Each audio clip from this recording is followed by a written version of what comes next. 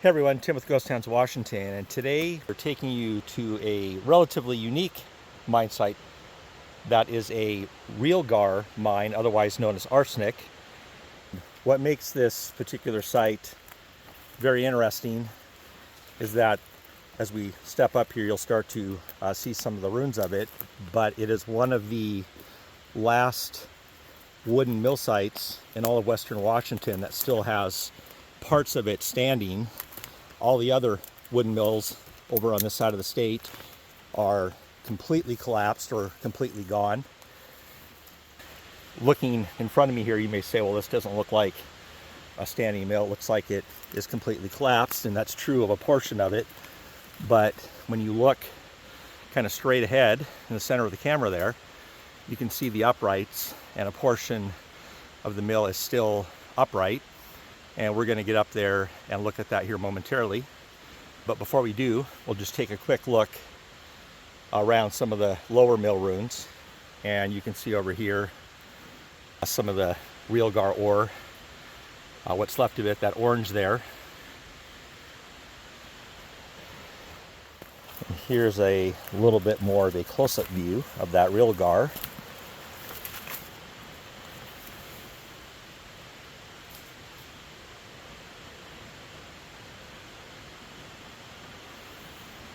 And don't have my gloves on, so I'm not going to pick any of it up for obvious reasons.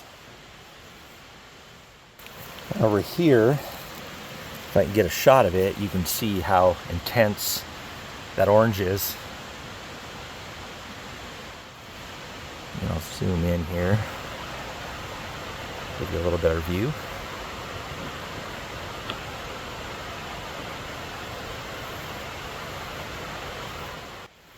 And we'll come around to this side here, and it looks like there may have been some sort of a bin down here that just rotted away and gave way.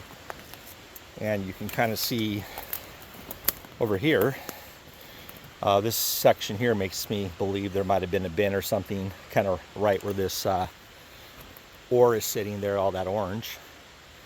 So there's a couple things we're going to show you today, aside from the mill, that we're leading off with, but there's a small tunnel still open here that we're going to take a look at. It's a cabin site, which is up the mountain here from the mill. So we're going to go take a look at that as well today. So there's a couple things that we're going to show you. So keep watching and stay tuned for those, the rest of this video. All right, so I'm going to make my way up the side here of all this debris. And this mill had a tramway that I believe came from above to feed the ore from an upper tunnel that was here at one time. We have not been able to locate the upper tunnel, so we don't know if it's still open and we just have not been able to find it, or if it has long since collapsed. All right, so we're coming up on some of the really key features here of the mill that are still intact. And probably one of the cooler first items here is this tramway ore bucket, which is really kind of fun to find. We run across these occasionally, but they're not that common. I think I can count on one hand how many of these I've seen at mine sites. This one's obviously a little worse for wear.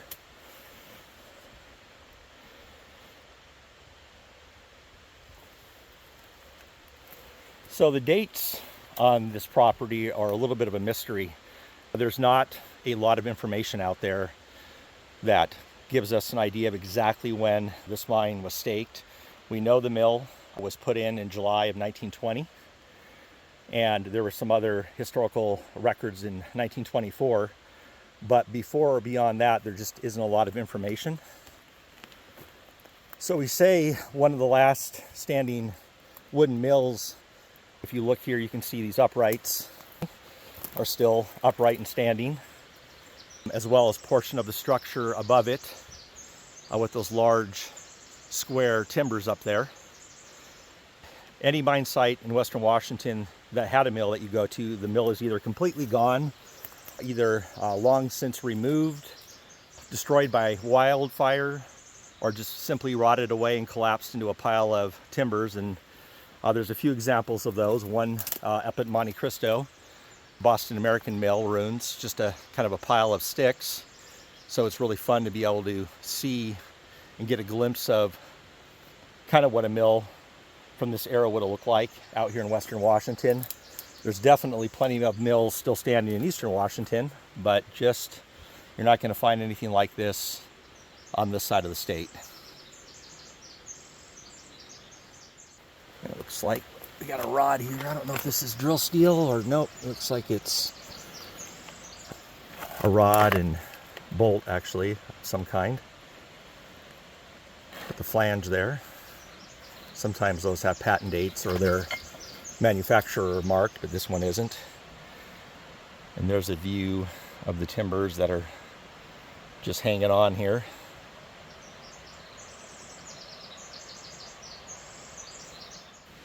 And there is Drew, just to kind of give you some scale of this portion of the structure, how large it is.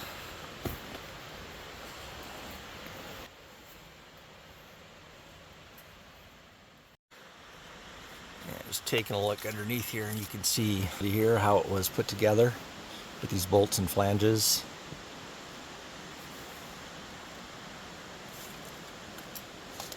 And kind of the same thing up here.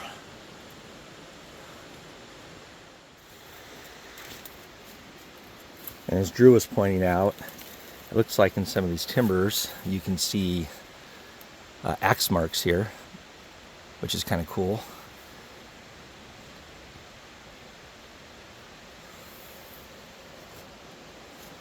I think if it wasn't for this brace that I'm showing you, that's angling down to the left, this front section probably would be completely fallen over. And looking here at the opposite side, and you can see again some of the bolts and flanges. So up here you can see these rather large timbers that still remain on top here. And there's a couple others over here. So we know this July these will be about 105 years old.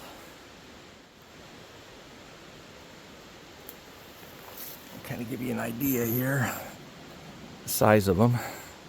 Put my hand in there.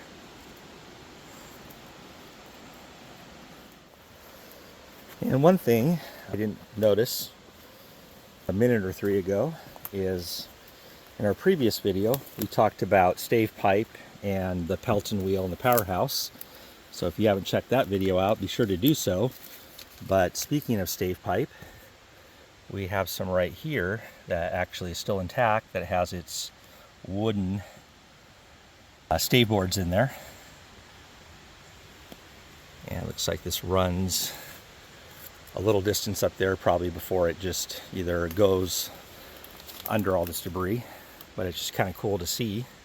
So we'll keep our eye out for more of that, because obviously if there's stave pipe down here, there's probably stave pipe above us as well. And here's looking at the lower still standing portion of the mill from the opposite side that we were just on.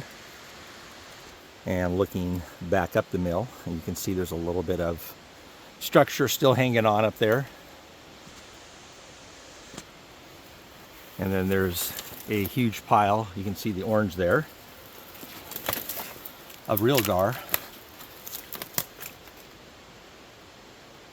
That's been sitting there since around 1920 something or another. And here's a shot just looking straight on of the best portion still standing of the mill, to kind of give you an idea straight on what that looks like.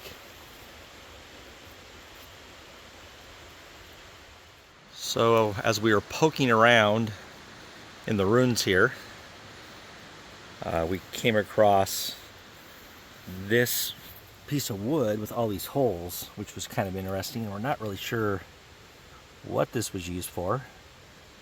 So if somebody out there knows or has an idea, Please put it in the comments. Love to know. We'll probably do some research and see if we can learn anything about it as well. And if we find anything, we'll let you know. And again, the tramway ore bucket. We're not too sure about the tram. We don't know exactly how long it was, how many buckets were used on it. Our best guess on this tram is it came from, again, the upper tunnel, which was somewhere around 300 feet above this mill. And they probably used it to bring the ore to the mill. How they got the processed ore from the mill down the mountainside is not evident or clear to us. There's no signs of a tramway down below, and there's no real roads that come off the mountain here, so we're not really sure how that all worked. So this mill, they had a draw crusher and then a ball mill, and then they used flotation in the final stages of processing the ore. And as you can see, looking how it goes down here, it was a gravity mill. It stepped down tier by tier. So we'll go ahead and walk up a little higher here on the mill and take a look and see what we can see. It's pretty steep terrain out here. The climb up it's taxing. It's not a walk in the park by any means. I've done worse, but I've done a lot easier as well. So it's somewhere in the kind of in between middle difficulty. All right, so we're up at the top of the mill here, and you can see dead center there in the camera some additional what's left of the ore and material. And you can see a little bit of structure here still standing, and you have these uprights and cross members right here.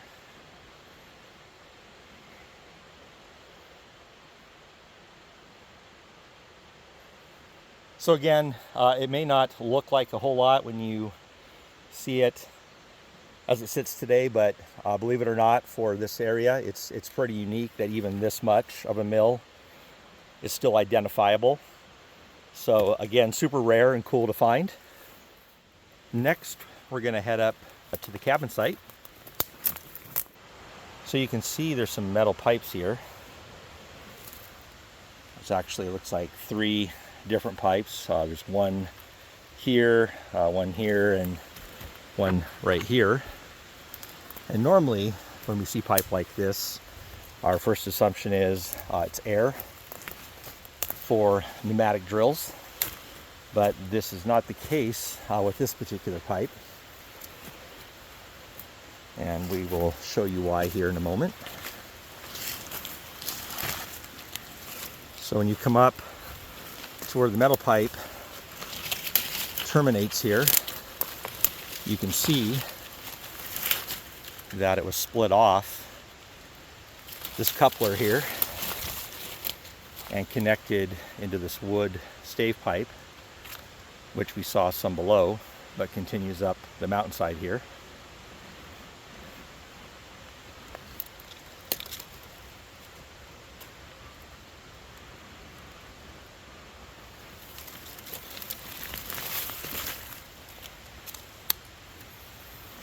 And it's pretty rare to find stave pipe on the surface that's still relatively intact.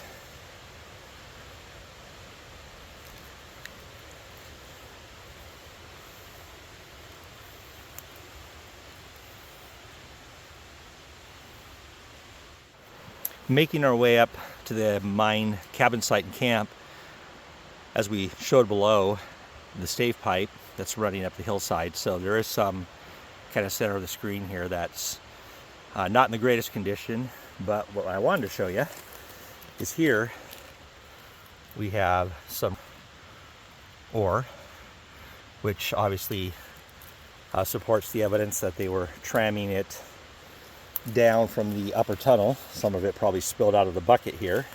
But what's really cool is this particular section of stave is in remarkably good condition, partially protected here by all the trees, but it's in really good shape.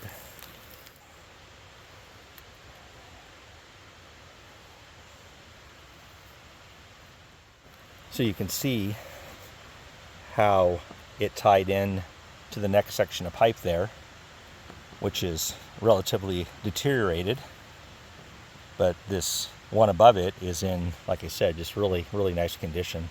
So it gives you a really good sense of what it would have looked like roughly 105 or so years ago.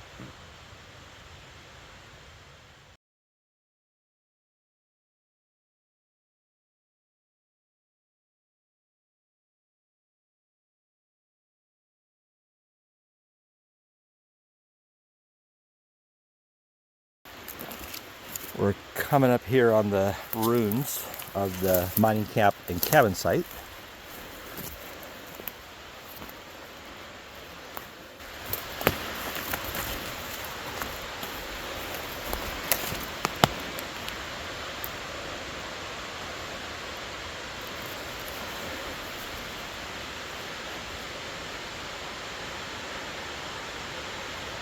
Definitely a little worse for wear. So we'll go in here and check this out.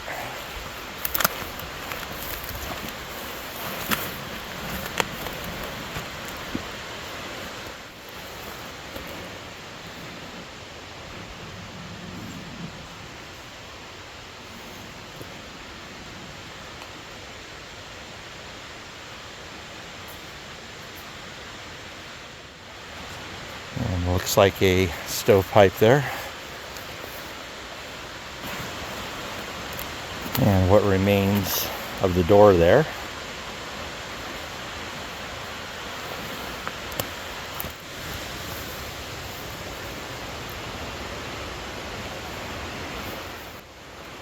can see some of the, what looks like maybe the, I don't know if they're sidewall or the roof logs, tumbled off there at some point. You can make out the doorway a little bit here. It's like some carvings from 1977. Victor Anderson, 1977. And maybe some carvings there, but they're no longer really legible. And some Old English 800. See, somebody likes the good stuff. And we're just poking around, see if we can find anything unique. And there is a name back in here. I don't know if it says Fedline.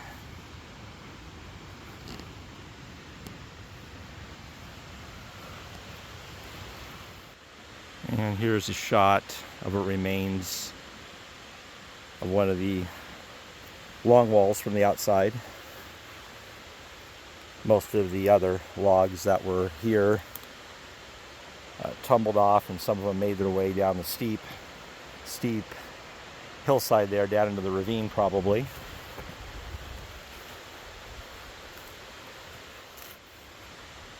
And we're not sure exactly what year this cabin dates to, but we're just making the assumption it's close to the same date as the mill, which would have put it somewhere in the 1920s.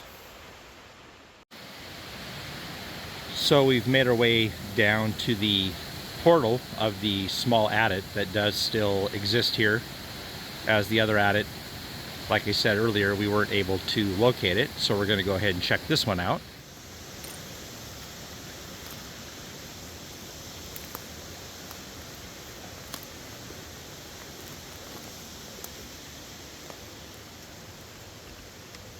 And as you can see, kind of hopefully, I get my lighting right here.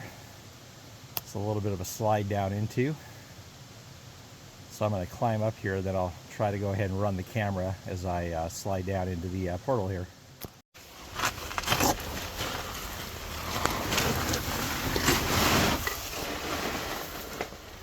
All right. So we're down into the mine here. And you can definitely see here that this material is pretty crumbly here at the first part of the entrance. It's like placer material, as we're next to the creek here, so it's not the most stable stuff.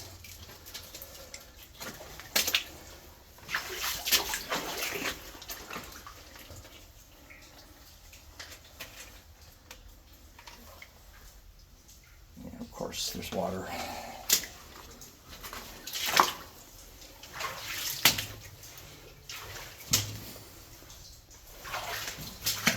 Myself through this water here. All right.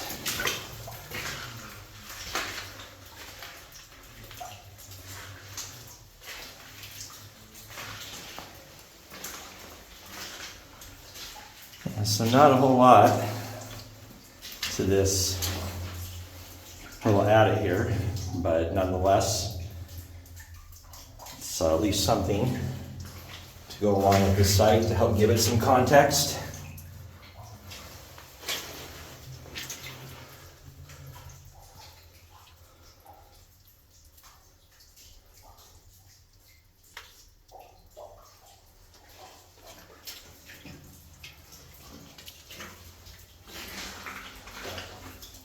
One lone piece of shoring back here with some wedges up in there.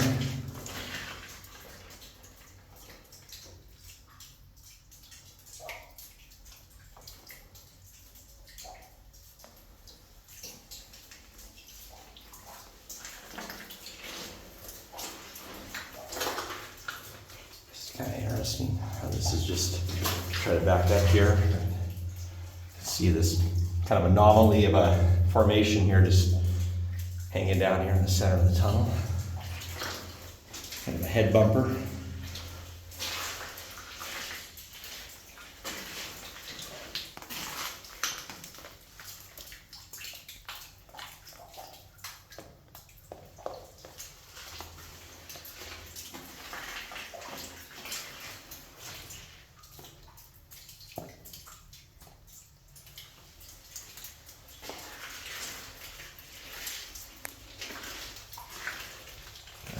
Working back the shoring there.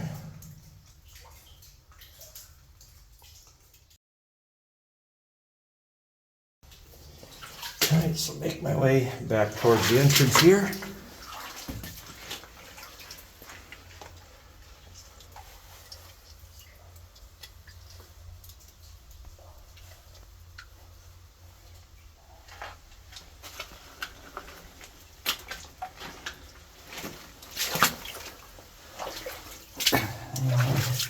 Be a bit of a messy climb out there. Take one last look at the shoring here.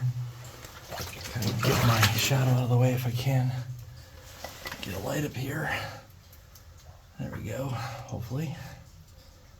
Looking above the shoring there.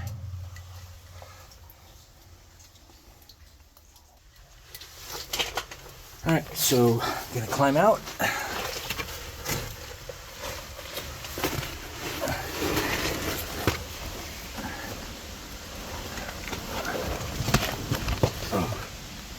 Wow.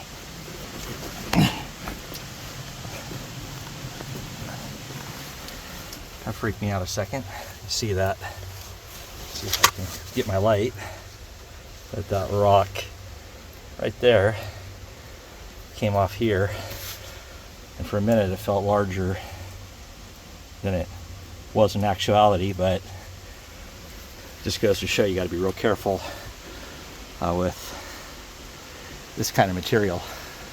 As you can see, these boulders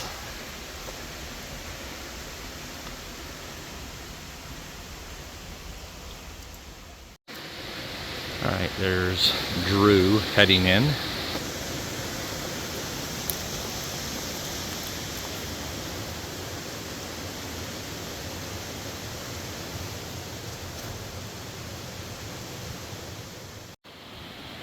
So that's going to do it for this mine exploration adventure.